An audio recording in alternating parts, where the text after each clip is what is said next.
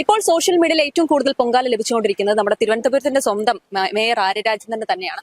അത് പതിവ് കാഴ്ചയല്ലെങ്കിൽ പോലും ഇപ്പോൾ വലിയൊരു വിവാദത്തിനാണ് മേയർ ആര്യ രാജേന്ദ്രനും അതുപോലെ തന്നെ സർക്കാരും തുടങ്ങി വെച്ചിരിക്കുന്നത്. കാരണം മറ്റൊന്നുമല്ല, കഴിഞ്ഞ ദിവസം ലണ്ടനിൽ പോയി ഒരു അവാർഡ് വാങ്ങിച്ചതിന്റെ പൊല്ലാപ്പാണ് ഇപ്പോൾ CPM-ഉം അതുപോലെ തന്നെ ആര്യ രാജേന്ദ്രനും ഏറ്റുവാങ്ങിക്കൊണ്ടിരിക്കുന്നത്. ലണ്ടനിൽ പോയി വേൾഡ് ബുക്ക് ഓഫ് റെക്കോർഡ്സ് അവാർഡാണ് വാങ്ങിച്ചത്. അതിൽ ഏറ്റവും വലിയ വിവാദമായിരിക്കുന്നത് മറ്റൊന്നുമല്ല, ആ അവാർഡിൽ തന്നെ CPM-ന്റെ പേര് എഴുതിയതാണ് വലിയ വിവാദങ്ങൾക്ക് വഴിതെളിച്ചിരിക്കുന്നത്. പിന്നെ പണം വാങ്ങിച്ച് ഒരു അവാർഡ് വാങ്ങുമ്പോൾ തീർച്ചയായിട്ടും CPM-ന്റെ പേര് ഉൾപ്പെടുത്തണം എന്നുള്ളത് ഇവരുടെ രാജ്യതന്ത്രം തന്നെയാണല്ലോ. അപ്പോൾ പണം നൽകിയാണ് നമ്മുടെ ആര്യ രാജേന്ദ്രൻ ഈ ഒരു അവാർഡ് വാങ്ങിച്ചു എന്നുള്ള ആരോപണമാണ് സോഷ്യൽ മീഡിയയിൽ നടക്കുന്നത്. നഗരസഭയുടെ ചെലവിലാണ് ആര്യ രാജേന്ദ്രന്റെയും കൂട്ടാളികളുടെയും ഈ ലണ്ടൻ യാത്ര എന്നുള്ളതും വിമർശനത്തിന് ആക്കം കൂട്ടുന്നുണ്ട്. മാത്രമല്ല, ഈ അവാർഡിലെ CPM-ന്റെ പേരും വലിയ രീതിയിൽ ചർച്ചകൾക്കും വഴിവെക്കുന്നുണ്ട്. ഇപ്പോൾ ഈ ഒരു വിഷയത്തിൽ നമുക്കൊപ്പം സംസാരിക്കാൻ എത്തുന്നത് തിരുവനന്തപുരത്തെ BJP സെക്രട്ടറി ആയിരിക്കുന്ന VV രാജേഷ് സാറാണ് നമുക്കൊപ്പം ചേരുന്നത്. അദ്ദേഹത്തിന്റെ വാക്കുകളിലേക്ക് നമുക്ക് പോകാം. സർ, നമ്മള് സ്വന്തം മേയർ ആര്യ രാജേന്ദ്രന്റെയും അതുപോലെ തന്നെ നമ്മുടെ സർക്കാരിന്റെയും എല്ലാ കൊള്ളയും എല്ലാം നമുക്ക് അറിയുന്നതാണ്. ഇപ്പോൾ വീണ്ടും ഒരു വിവാദമാണ് എത്തിയിരിക്കുന്നത്. ഇപ്പൊ ഒരു അവാർഡ് വാങ്ങിച്ചിട്ട് അതിൽ വലിയ വലിയ ട്രോളുകളാണ് സോഷ്യൽ മീഡിയയിൽ നേടിക്കൊണ്ടിരിക്കുന്നത്. ആദ്യമായിട്ടല്ല മേയർക്ക് ലഭിക്കുന്നത്. പക്ഷെ എന്താണ് ഈ ഒരു വിഷയത്തിൽ പറയാനുള്ളത്? അല്ല, ഞാൻ മനസ്സിലാക്കുന്നത് 1-2 മാസം കൂടെ കഴിഞ്ഞാൽ ഈ അധികാരമൊക്കെ കൈവിട്ടു പോകും. അപ്പോൾ അധികാരം കൈവിട്ടു പോകുന്നതിന് മുമ്പ് പരമാവധി ആസ്വദിക്കുവാനുള്ള പരിശ്രമം നടത്തുന്നത്. പക്ഷേ അവർ ഓരോ ചെയ്തികളിലും കൂടുതൽ പരിഹാസപാത്രമായി കൊണ്ടിരിക്കുകയാണ്. ഇപ്പോൾ അന്തരീക്ഷ മലിനീകരണം നിയന്ത്രിക്കുവാൻ തിരുവനന്തപുരം കോർപ്പറേഷൻ നടത്തിയ പരിശ്രമങ്ങളുമായി ബന്ധപ്പെട്ട് കിട്ടിയ ഒരു അവാർഡെന്നാണ് പുറമേ പറയുന്നത്. എന്നാൽ ഏതോ ഒരു സ്വകാര്യ ഏജൻസിയെ സ്വാധീനിച്ച് അവർ ഇന്ത്യയിലുള്ളവരാണ്, അവർ ലണ്ടനിൽ താമസിക്കുന്നേ ഉള്ളൂ. അപ്പോൾ അവിടെ പോയിട്ട് ഒരു തട്ടിക്കൂട്ട് അവാർഡൊക്കെ വാങ്ങി, ഒരു മൊമെന്റോ ഒക്കെ വാങ്ങി വരികയാണ് ചെയ്യുന്നത്. അതിൽ CPM എന്ന് എഴുതിയിട്ടുണ്ട്. അത് കോർപ്പറേഷന്റെ പണം എടുത്താണ് ടിക്കറ്റ് എടുത്തൊക്കെ അവർ പോയിരിക്കുന്നത്. എന്തിനാണ് ഇങ്ങനെ ജനങ്ങളെ കബളിപ്പിക്കുന്നത്? അതിന് കാരണമായി പറയുന്നത് തന്നെ നരേന്ദ്രമോദി സർക്കാർ കാർബൺ ന്യൂട്രാലിറ്റിയിലേക്ക് നമ്മൾ രാഷ്ട്രത്തെ എത്തിക്കുന്നതിന്റെ ഭാഗമായി ഇന്ത്യയിലെ വിവിധ പട്ടണങ്ങൾക്ക് ഇലക്ട്രിക് ബസ് കൊടുത്തിട്ടുണ്ട്. അതായത് ഇപ്പോൾ നമ്മൾ ഡൽഹിയിലൊക്കെ അനുഭവിക്കുന്ന ഏറ്റവും വലിയ പ്രശ്നം എന്താണ്? അന്തരീക്ഷ മലിനീകരണം കാരണം അവിടെ ഇങ്ങനെ പുക അടിയുന്നു, വിമാനങ്ങൾ പോലും ഇറക്കാൻ പറ്റുന്നില്ല, ജനങ്ങൾക്ക് മാസ്ക് ധരിക്കാതെ പുറത്തിറങ്ങാൻ പറ്റുന്നില്ല. ഇത് ഒരു കാലത്ത് അവിടെ അന്തരീക്ഷ മലിനീകരണത്തിൽ ഒരു വേണ്ടത്ര ശ്രദ്ധ പ്രാദേശിക ഭരണകൂടങ്ങൾ ചെലുത്താത്തത് കൊണ്ടാണ്. എന്നാൽ അതുകൊണ്ട് തന്നെ അത് നിയന്ത്രിക്കുവാൻ വേണ്ടി എല്ലാ നഗരങ്ങൾക്കും കേന്ദ്ര സർക്കാരിന്റെ പണം ഉപയോഗിച്ചു. സംസ്ഥാന സർക്കാരിന്റെ കോർപ്പറേഷന് ഒരു രൂപ പോലും ചെലവില്ല, ഇലക്ട്രിക് ബസ്സുകൾ കൊടുക്കുന്നുണ്ട്. അങ്ങനെ കൊടുത്ത ഇലക്ട്രിക് ബസ്സുകൾ തിരുവനന്തപുരം പട്ടണത്തിൽ ഓടിച്ചതിന്റെ വേണ്ടിയിട്ടാണ് ഈ അവാർഡ് കിട്ടുന്നതെന്നാണ് പറയുന്നത്. മറ്റൊന്നും ഇലക്ട്രിക് ഓട്ടോ സിറ്റിയിൽ ഓടിക്കുന്നു, ഒരൊറ്റ ഓട്ടോ പോലും.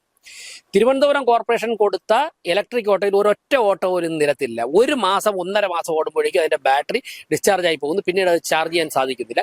എല്ലാ ഓട്ടോകളും ഒതുക്കിയിട്ടിരിക്കുകയാണ്. ഇപ്പോൾ എൻ്റെ വാർഡിലുള്ള ഒരു ഓട്ടോറിക്ഷയിൽ അലക്കിയിട്ട് വസ്ത്രം വിരിക്കുകയും നായയെ കെട്ടുകയൊക്കെയാണ് ചെയ്യുന്നത്. അതുപോലെ കൊടുത്ത എല്ലാ ഓട്ടോയും ഒതുക്കിയിട്ടിരിക്കുകയാണ്. പിന്നെ ഇലക്ട്രിക് ബസ് തിരുവനന്തപുരം സിറ്റിയിൽ ഓടാൻ വേണ്ടിയാണ് ബസ് കൊടുത്തത്. എന്നാൽ ഈ ബസ് കട്ടപ്പന, അതോടൊപ്പം തന്നെ കുമിളി, ആറ്റിങ്ങൽ, കൊല്ലം ഇവിടെയൊക്കെയാണ് ഓടുന്നത്. സിറ്റിയിൽ ഓടേണ്ട ബസ് സംസ്ഥാന സർക്കാർ CPM-നെ സ്വാധീനിച്ച് അല്ലെങ്കിൽ കോർപ്പറേഷനെയും മേയറെയും സ്വാധീനിച്ച് സിറ്റിക്ക് പുറത്തേക്ക് കൊണ്ടുപോവുകയാണ്. അപ്പോൾ അത്തരത്തിൽ ഉള്ള കാര്യങ്ങൾ നടക്കുകയാണ്. തിരുവനന്തപുരത്ത് മലിനീകരണം ഓരോ ദിവസവും കൂടിക്കൊണ്ടിരിക്കുകയാണ്. ഇപ്പോൾ തിരുവനന്തപുരത്തെ മാലിന്യം കൊണ്ട് തമിഴ്നാട്ടിൽ ഒരു കായൽ തള്ളിയിട്ട് ഗ്രീൻ ട്രൈബ്യൂണൽ പിഴ ഏർപ്പെടുത്തിയിട്ട് നമ്മൾ JCB-യും ടിപ്പർ ഉപയോഗിച്ച് ആ മാലിന്യം തിരിച്ചു വാരി മാറ്റുന്ന ഒരു സാഹചര്യമാണുള്ളത്. അതിനൊക്കെ കാരണമായിട്ടുള്ളത് ഈ മേയറും മേയറുടെ കൂട്ടാളികളും ഒക്കെ തന്നെയാണ്. എല്ലാ മേഖലയിലും അഴിമതിയാണ്. തീർച്ചയായിട്ടും സമൂഹത്തിന്റെ മുൻപാകെ ഇത്തരത്തിലുള്ള അവാർഡ് വാങ്ങി ജനങ്ങളുടെ കയ്യിൽ ഒക്കെ പൊടിയിടുന്നതിന് പകരം ആ കിട്ടുന്ന സമയം ഇനിയിപ്പോൾ 2-3 മാസം കൂടിയാണുള്ളത്.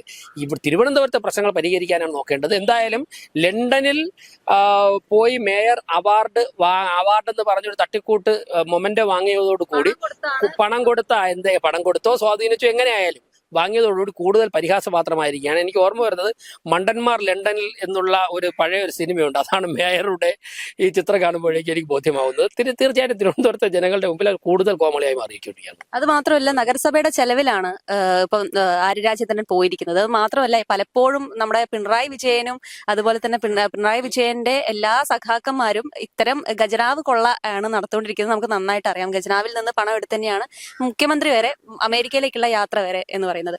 അപ്പോൾ സഖാക്കന്മാരെല്ലാം അങ്ങനെ അതായത് ഈ 45 വർഷത്തെ തിരുവനന്തപുരം കോർപ്പറേഷനിലെ തുടർച്ചയായിട്ടുള്ള ഭരണം ഉണ്ടല്ലോ, ഈ ഭരണത്തിൽ ഇവരൊക്കെ തന്നെ അധികാരത്തിന്റെ മത്ത് പിടിച്ചിരിക്കുകയാണ്. അപ്പോൾ ഇവർ രാവിലെ എഴുന്നേൽക്കുന്നത് മുതൽ കിടന്നുറങ്ങുന്നവരെയുള്ള ഇവരുടെ സകല ചെലവുകളും വഹിക്കേണ്ടത് കോർപ്പറേഷന്റെ ജോലിയാണ് എന്നുള്ള ഒരു ധാരണ ഇവരുടെ മനസ്സിൽ രൂപപ്പെട്ടിട്ടുണ്ട്.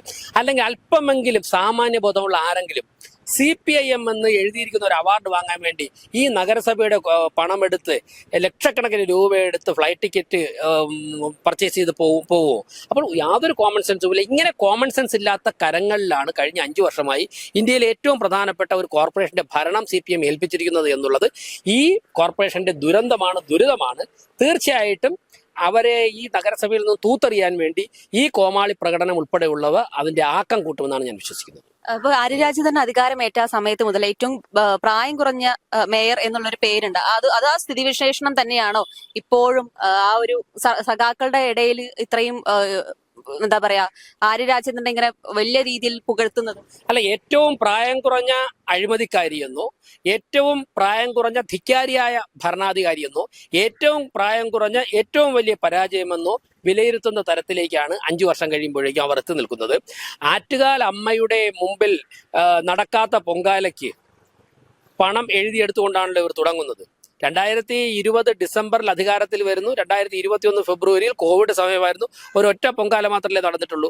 ഈ നാട്ടിൽ മൊത്തം പൊങ്കാല ഇട്ടെന്ന് പറഞ്ഞു ലക്ഷക്കണക്കിന് രൂപ എഴുതിയെടുത്ത തട്ടിപ്പില്ലേ ഞങ്ങൾ കൈയോടെ പിടികൂടിയത്. അവിടെ നിന്ന് ലണ്ടനിലെത്തി നിൽക്കുമ്പോഴേക്കും സമ്പൂർണ്ണ പരാജയമാണ് തെളിയിച്ചിരിക്കുന്നത്. ബ്രിട്ടീഷുകാരുടെ മുമ്പിൽ പോലും പോയിട്ട് തിരുവനന്തപുരം നഗരസഭാ മേയർ പരാജയമാണെന്ന് നഗരസഭയുടെ ചെലവിൽ തന്നെ തെളിയിക്കണം എന്ന് പറഞ്ഞ ഒരു അപാര തൊലിക്കെട്ടി വേണം. പക്ഷെ ആ ഒരു അവാർഡില് CPMന്റെ പേര്, അത് സാർ എടുത്തു പറഞ്ഞൊരു കാര്യം തന്നെയാണ്. CPMന്റെ പേര് ശരിക്കും ഇത് CPMന്റെ തോന്നിവാസം തന്നെയല്ലേ ഇപ്പോൾ അവിടെയും സംഭവിച്ചുകൊണ്ടിരിക്കുന്നത്? അല്ല, CPMന്റെ തോന്നിയവാസത്തിന് അടിമപ്പെട്ട് ജീവിക്കേണ്ട ഒരവസ്ഥയിൽ വന്ന ജനങ്ങൾ അതിനെ തച്ചു തകർക്കുവാൻ വേണ്ടി എല്ലാ പ്രതിബന്ധങ്ങളെയും മറികടന്നുകൊണ്ട് അവരെ കടപുഴി എറിയുവാനുള്ള തീരുമാനത്തിലാണ് തിരുവനന്തപുരത്ത്. ഇപ്പൊ എന്താണ് BJP ഇപ്പോ ഒരു തീരുമാനിച്ചിരിക്കുന്നത്? ഇപ്പൊ ഈ ഭരണത്തിന്റെ ഇതിൽ ഇപ്പൊ പല രീതിയിലുള്ള ഇപ്പൊ പോലീസ് അതിക്രമത്തിനെതിരെ കഴിഞ്ഞ ദിവസം നിയമസഭയിൽ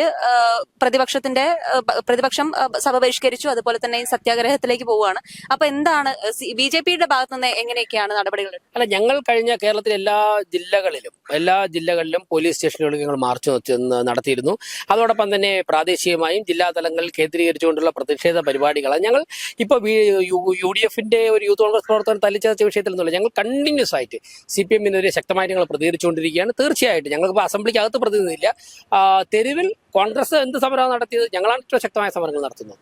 അതുപോലെ തന്നെയാണ് നമ്മുടെ പിണറായി സർക്കാരിന്റെ ഇപ്പൊ കേന്ദ്രത്തിൽ നിന്ന് വാങ്ങുന്ന പണം എത്ര കടം എടുത്താലും തീരുന്നില്ല എന്നുള്ള നിലയിലേക്കാണ് കാര്യങ്ങളുടെ പോക്ക്. ഇപ്പോഴും ഓണത്തിന് ഇത്രയും കോടികൾ എടുക്കാൻ പോകുന്നു എന്നൊക്കെ പറഞ്ഞിട്ട് വലിയ രീതിയിൽ ചർച്ചയൊക്കെ ആയിരുന്നല്ലോ. അപ്പൊ അതിനെക്കുറിച്ച് എന്താണ്? സമ്പൂർണ്ണ ധൂർത്താണ്. പിണറായി വിജയൻ അധികാരത്തിൽ വന്ന ശേഷം എത്ര ലക്ഷം കോടിയാ കേരളത്തിന് കടം ബാധ്യത വർദ്ധിച്ചത് എന്ന് ഓരോ ദിവസം ചർച്ച ചെയ്തുകൊണ്ടിരിക്കുകയാണ്. സമ്പൂർണ്ണ ധൂർത്താണ്. മാത്രവുമല്ല, നികുതി പണം പിരിച്ചെടുക്കുന്നില്ല. കേരളത്തിൽ നിന്നും ഇൻകം ഉണ്ടാക്കുവാനുള്ള ഒരു പ്രോസസ്സ്, ഒരു പ്രക്രിയയും ഈ വ്യവസായ മന്ത്രി രാജീവൊക്കെ കുറെ കള്ളക്കണക്കുകൾ പറയുന്നതല്ലാതെ ഒരു പെട്ടിക്കട പോലും, വ്യവസായം പോലും തുടങ്ങിയിട്ട് കേരളത്തിന് അധിക വരുമാനം ഉണ്ടാക്കുവാനുള്ള ഒരു മെക്കാനിസം ആവിഷ്കരിച്ചിട്ടില്ല. തീർച്ചയായിട്ടും കേരളത്തിന്റെ ഓരോ ജനിക്കുന്ന കൊച്ചുകുട്ടിക്ക് പോലും ലക്ഷക്കണക്കിന് രൂപ കടമുണ്ടാക്കി വെച്ചു കൊടുക്കുന്ന ഒരവസ്ഥയിലേക്ക് സർക്കാർ മാറിക്കഴിഞ്ഞു.